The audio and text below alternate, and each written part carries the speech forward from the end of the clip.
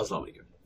क्या आपको मालूम है कि आपके वजन का, माओ के वजन का बच्चों की जहानत पर, उनकी ब्रेन डेवलपमेंट पर, उनके इंटेलिजेंस पर, उनके आईक्यू पर बराह रास्त असर पड़ता है और ये मेडिकली प्रूवन है।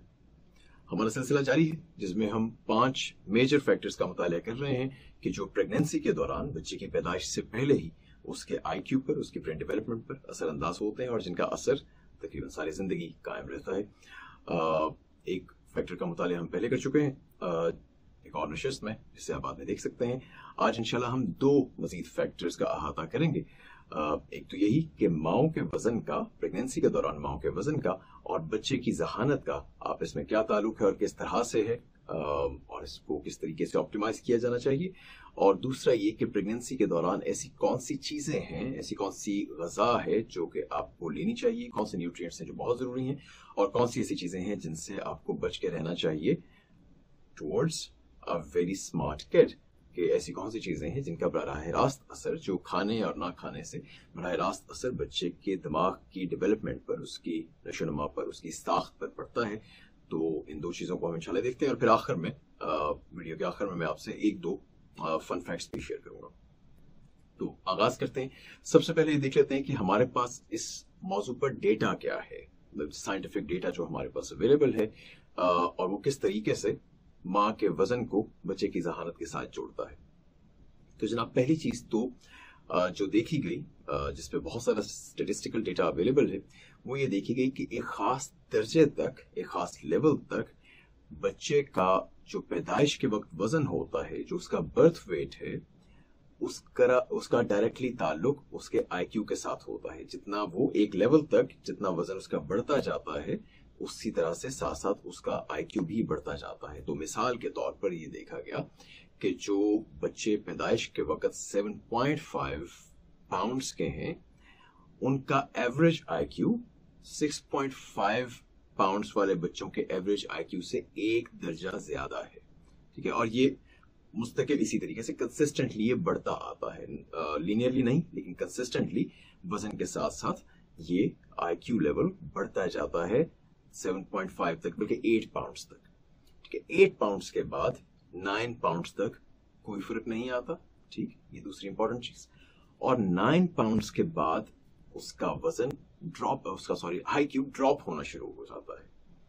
तो 9 पाउंड से ज्यादा वजन वाले बच्चे, जिनका पैदाइश के वजन 9 पाउंड से ज्यादा है, उनके आईक्यू में दोबारा से एक डिक्लाइन आना शुरू हो जाता है, वो ड्रॉप होना शुरू हो जाता है। तो इसका क्या मतलब हुआ कि जो स्वीट स्पॉट है, जो आइडियल वजन है बच्चे का पैदाइश के वक्त उसके आईक्यू के लिए, वो 8 से 9 पाउंड्स के बीच में है। अच्छा, ऐसा होता क्यों है? एक तो बहुत सीधी सी वजह है कि हमारे ब्रेन का जो वॉल्यूम है, जो हमारे दिमाग का साइज है, उसका बराह रास्त असर हमारे दिमाग की कारकर्दगी पर, उसके फंक्शनैलिटी पर पड़ता है। बड़े ब्रेन का मतलब ये है, ज्यादा वॉल्यूम वाले ब्रेन का मतलब ये है कि उसका जनरली स्पीकिंग अगेन 8 पाउंड्स तक। बड़े ब्रेन का मतलब ये है कि उसके जो मुख्तलिफ पार्ट्स हैं वो ज्यादा अच्छे तौर पर डेवलप हो चुके हैं। खासतौर पर जो हमारी प्रीफ्रंटल कॉर्टेक्स है, इसके वॉल्यूम का ब्रेन की फंक्शनिंग पे बहुत ज्यादा बराह रास्त असर पड़ता है।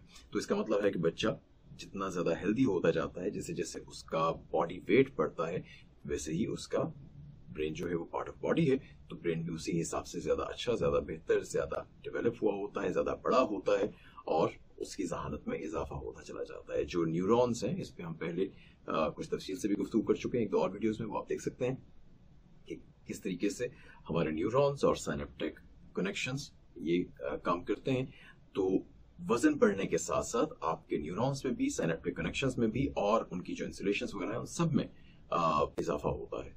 तो ये तो बहुत सादा सा रिलेशनशिप है कि वजन बढ़ने के साथ साथ 8 पाउंड्स तक जहानत में इजाफा क्यों होता चला जाता है। माओ के वजन से इससे क्या ताल्लुक है, उसकी तरफ भी आते हैं।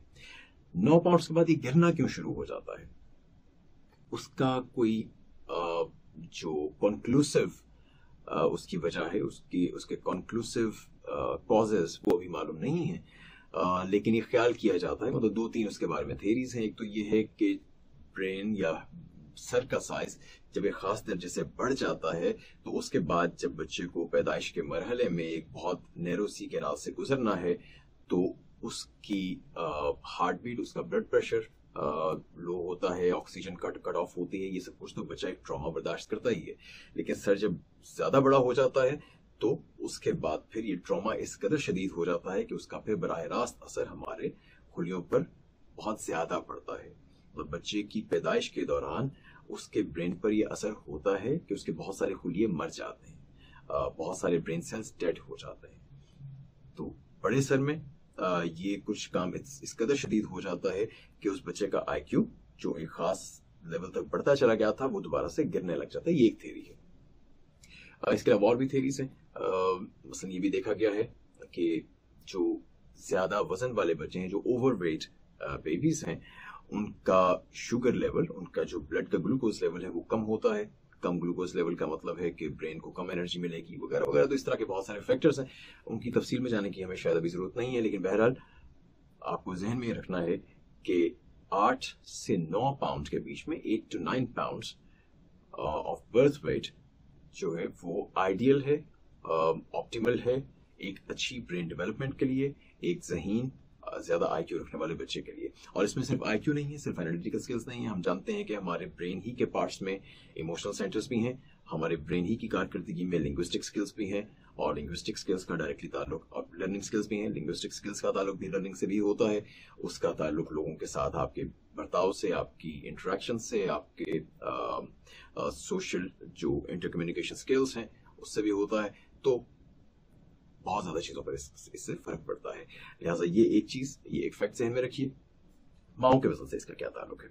वो ताल्लुक भी बहुत स्ट्रेट फॉरवर्ड है। ये देखा गया है कि माओ का वजन जिनका ज्यादा होता है उनके बच्चों का वजन भी पैदाइश के वक्त ज्यादा होता है। इसका मतलब है कि अगर आप बच्चे के वजन को एक खास बैंड में रखना चाह रहे हैं, अगर आप ये चाहते हैं कि आपके जो न्यूबॉर्न्स हैं उनका वजन 8 से 9 पाउंड्स के बीच में हो, तो इसका मतलब है कि आपको अपनी भी सेहत का ख्याल रखना है। तो हम ये देख लेते हैं कि आपका कितना वजन आइडियल होना चाहिए और कितना वजन हो तो आपको कितनी ग़िज़ा लेनी चाहिए ड्यूरिंग प्रेगनेंसी। सबसे पहले तो ये कीजिए कि गूगल पे किसी भी सर्च इंजन पे एक सर्च कीजिए BMI की, बॉडी मास इंडेक्स जिसे कहते हैं। BMI से आपको ये मालूम होगा कि आप नॉर्मल वेट रखते हैं या आप ओवरवेट हैं या आप अंडरवेट हैं, कि आपकी प्रेगनेंसी से पहले या प्रेगनेंसी शुरू होने पर आप खुद से आपका वजन वैसे कितना है। ठीक है, आपसे पूछा जाएगा आपकी हाइट और आपका वजन। अगर आप BMI सर्च करेंगे तो उसमें आपको बहुत सारे कैलकुलेटर्स मिल जाएंगे। कोई कैलकुलेटर खोल लीजिए, कैलकुलेटर आपसे आपकी जेंडर पूछेगा, माँ के लिए डेफिनेटली फीमेल होगी, और उसके साथ फिर वो आपसे आपकी हाइट और आपका वजन पूछेगा। हाइट और वजन आप उसको देंगे तो फिर आपको मुख्तलिफ बैंड्स में वो दिखाएगा कि आप कौन से बैंड में फॉल करते हैं। अगर आपका वजन नॉर्मल है तो आपकी BMI होगी बिटवीन 18.5 to 25, मतलब 24.9। 18.5 से लेकर 24.9 तक नॉर्मल वजन है। 25 प्लस फिर आप ओवरवेट हो जाते हैं। 29.9 तक ओवरवेट है, उसके बाद फिर ओबेसिटी का बैंड स्टार्ट हो जाता है।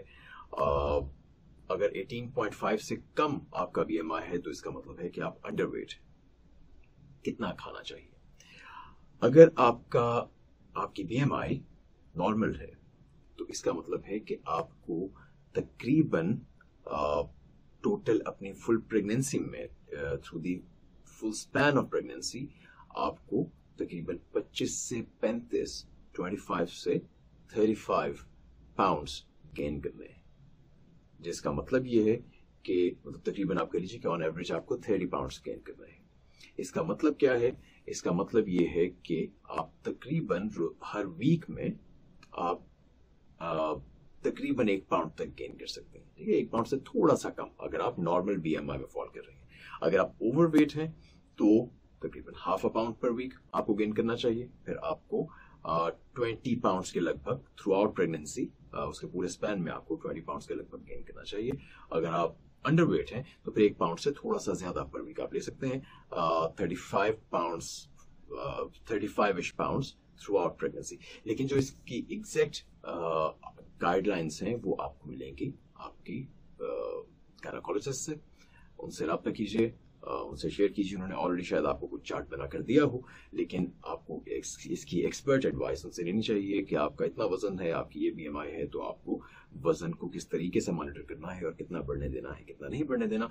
अगर आप अपने वजन पे कंट्रोल रखती हैं तो उम्मीद ये है कि आपका बच्चा भी एक optimal range of birth weight में पैदा होगा और इंशाल्लाह उससे बहुत सारी चीजें हैं जिनका ब्रेन पे असर पड़ता है, जिनका जहानत पे, लर्निंग पे, इन चीजों पे असर होता है। लेकिन बहरहाल एक फैक्टर ये भी है कि जिससे कम से कम कुछ पॉइंट्स तो उसको यहां से मिल जाएंगे। अब आते हैं इस बात की तरफ कि आपको ये जो वजन बढ़ाना है, ये जो पाउंड्स गेन करने हैं, ये किस तरीके से करने हैं, वो कौन सी ग़िज़ाएं हैं जो आपको खानी चाहिए, कौन सी ग़िज़ाएं हैं जिनसे आपको बच के रहना चाहिए। एक सबसे पहली बात तो मैं अर्ज कर दूं, हमारे पास बड़े सगीर में, सब कॉन्टिनेंट में बहुत सारी हमारी मिथ्स हैं जो प्रेगनेंसी से जुड़ी हुई हैं। एक मिथ तो ये है कि आपकी बॉडी आपको खुद बताएगी कि आपको क्या खाने की जरूरत है, इसलिए आपको जिस चीज की भी क्रेविंग हो रही है वो आप खाना शुरू कर दीजिए। नहीं जनाब, ऐसा नहीं होता। तो हो सकता है कुछ लोगों के लिए ट्रू हो, लेकिन इसका एक तो इसके हक में जो क्लिनिकल डेटा है वो बहुत ही थिन है।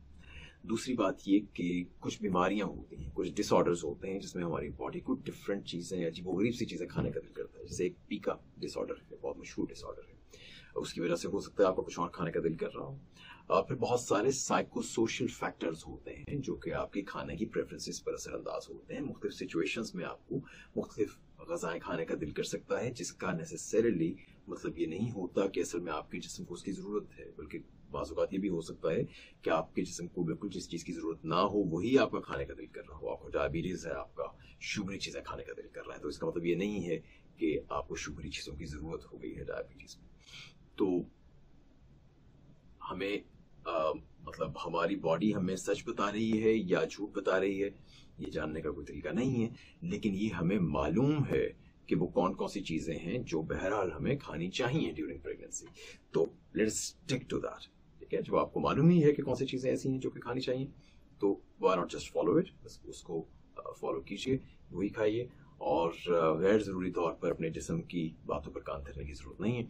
इसी तरह से एक और मिथ ये भी है कि जो खातून हामिला हैं, जो प्रेग्नेंट हैं, उन्हें बहुत ज्यादा फैट्स खाने की जरूरत है।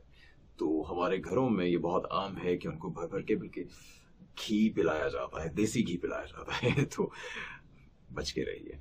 ठीक है, कुछ जो सोशल प्रेशर्स हैं वो मैं समझ सकता हूँ, लेकिन बहरहाल इन चीजों से बच के रहिए। क्या खाना चाहिए?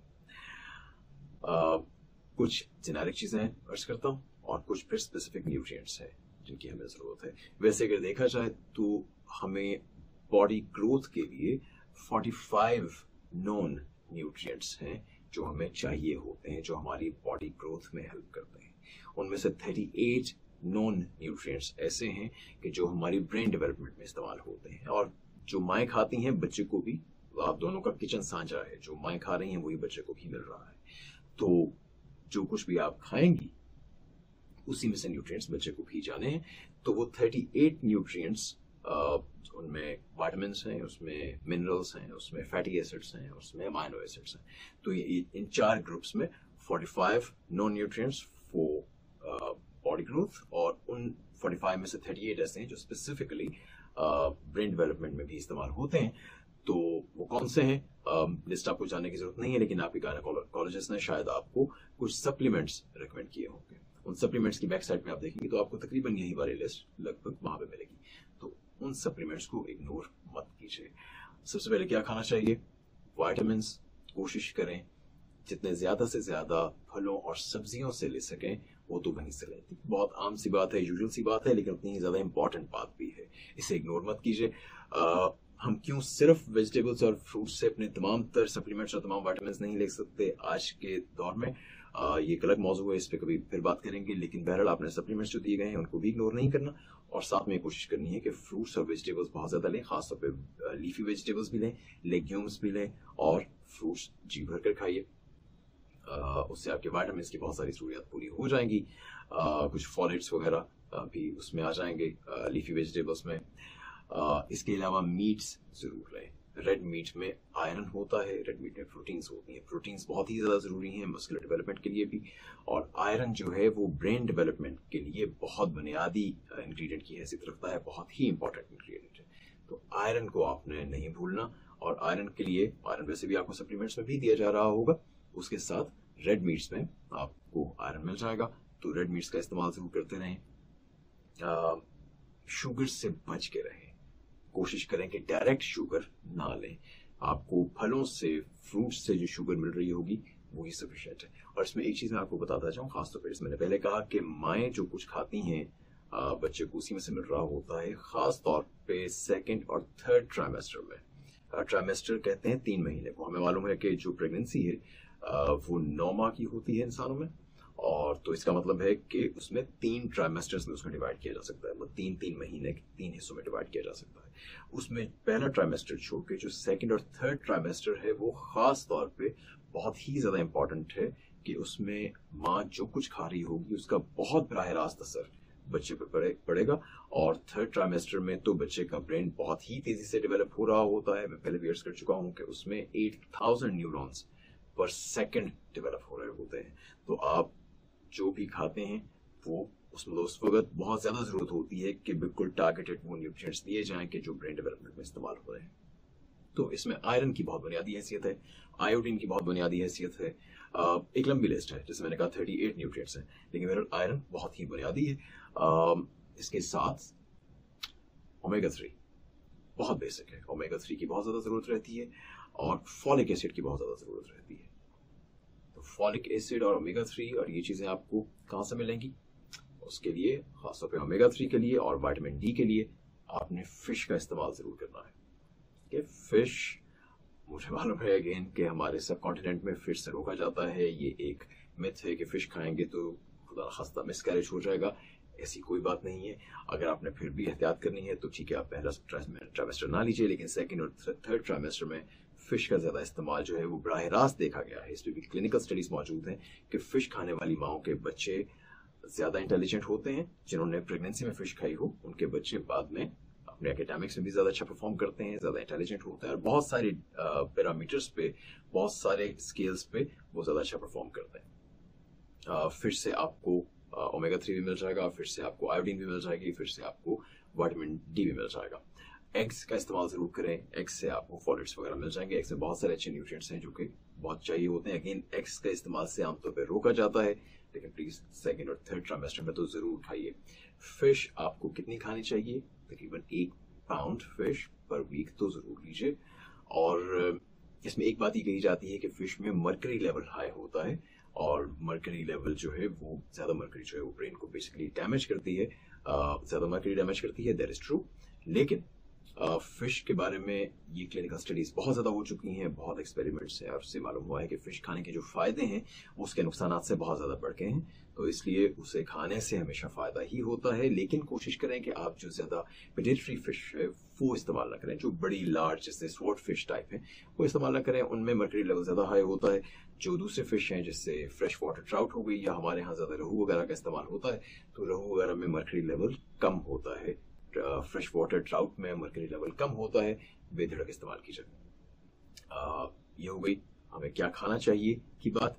तो आपने वेजिटेबल्स, फ्रूट्स, मीट्स, लेग्यूम्स और फिश एंड एग्स, इनका इस्तेमाल बहुत करना है। सप्लीमेंट्स का खासतौर पर ख्याल रखना है, और इन सप्लीमेंट्स का एक तो उसमें सब कुछ कवर हो ही जाएगा, लेकिन फॉलिक एसिड नहीं छोड़ना, आयरन नहीं छोड़ना। हो सकता है आपको एक प्रॉपर जो A to Z सप्लीमेंट्स होते हैं उसके अलावा आपको एडिशनल आयरन दिया जा रहा हो। कैल्शियम नहीं छोड़ना, कैल्शियम की जरूरत बहुत ज्यादा पड़ती है, बॉडी में कम हो जाता है। आयोडीन वगैरह उसमें आपको सप्लीमेंट्स में ऑलरेडी जो A to Z है उसमें मिल रही होगी, तो इनका इस्तेमाल जारी रखना है। और इन तमाम चीजों के लिए जो एक्सपर्ट ओपिनियन है वो आपको आपकी गायनेकोलॉजिस्ट से मिलेगी। तो यहाँ तक तो हो गई बात उन 2 फैक्टर्स की। नंबर 1 कि आपने अपने वेट को कंट्रोल्ड रखना है। प्रेगनेंसी में हमने बात की कि कितना वजन आपका है तो कितना बढ़ना चाहिए, और बच्चे का वजन कितना होगा तो वो आइडियल है बच्चे की जहानत के लिए। दूसरी बात हमने ये की कि आपको क्या खाना है, मतलब वजन बढ़ाना है तो क्या खा के बढ़ाना है। आखिर में जाने से पहले तो आपके लिए फन फैक्ट्स, एक तो ये कि आप थर्ड ट्राइमेस्टर में जो कुछ खा रहे होते हैं वो उसको बच्चा किसी हद तक सेंस कर सकता है। तो बच्चे की जो सेंस ऑफ स्मेल है खासतौर पे वो डेवलप हो चुकी होती है। तो मिसाल के तौर पे आप जो परफ्यूम लगाते हैं वो बच्चे को फील होता है, उससे उसकी कुछ प्रेफरेंसेस भी सेट होती हैं। आप जो खाते हैं उसमें खासतौर पे जो तेज स्मेल वाली चीजें, जैसे अगर आप गार्लिक खाते हैं तो फीटस इनसाइड यू वो उसको फील करता है, वो उस गार्लिक को सेंस करता है। जो बच्चा है आपके वोम में जो बेबी है वो उसे फील करता है। और इसमें एक जो मजे का काम आप कर सकते हैं वो ये है कि आपके बच्चे की, ये भी मेडिकली प्रूवन फैक्ट है, इसके लिए एविडेंस मौजूद है कि आप जो कुछ अपनी प्रेगनेंसी में खासतौर पे 3rd ट्राइमेस्टर में आप जो कुछ खाते हैं उससे बच्चे की फूड प्रेफरेंसेस सेट होती हैं। जो चीजें आप खाएंगी बच्चे को उन चीजों की तरफ बाद में राग़िब करना आसान रहेगा। तो अगर आप फल और सब्जियां खा रही हैं तो इसका मतलब है कि आपको अपने बच्चे को भी फल और सब्जियों की तरफ रग़बत देना, उससे उन पर आमादा करना ज्यादा आसान होगा। अगर आप तली हुई फ्राइड कार्ब्स खा रही हैं तो too bad for the baby and too bad for you.